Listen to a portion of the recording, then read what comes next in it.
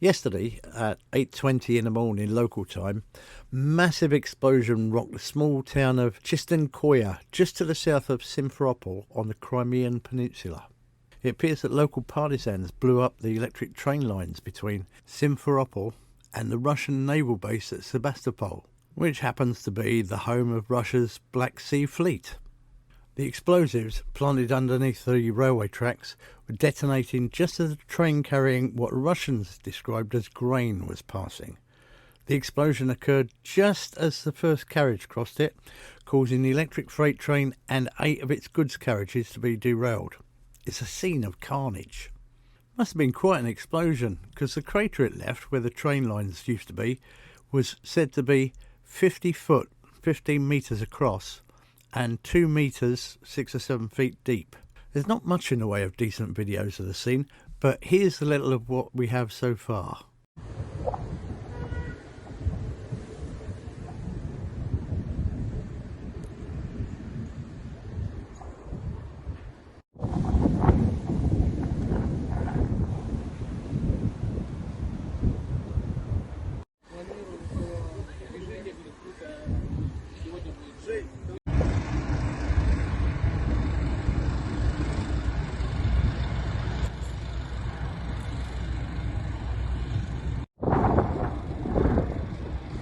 Like I said, there's not a lot, and there's not a lot of information around on the ground.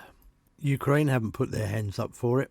The only comment I'm aware of coming from Andriy Yusov from the Ukrainian Ministry of Defence. He said on a 24/7 newscast nationally, and I'll quote, "Weapons, ammunition, armoured vehicles and other means which are used for the war of aggression against Ukraine are transported on those railway lines, among other things, to kill Ukrainian civilians and Ukrainian defenders. It's quite natural that these railway lines did not hold up, got tired, and now don't function for some time." So, for the time being, we're assuming that it was partisans who did it. Partisans have been blowing up and burning things all over Crimea for ages now, so why not? The last bit of news I have is that Crimean Tatar Mehmet Asan-ust disappeared in the Kirovsky district of Crimea after being grabbed, bag over the head and whisked away. There's practically no information on him on the internet, so if you know anything, drop me a line in the comments.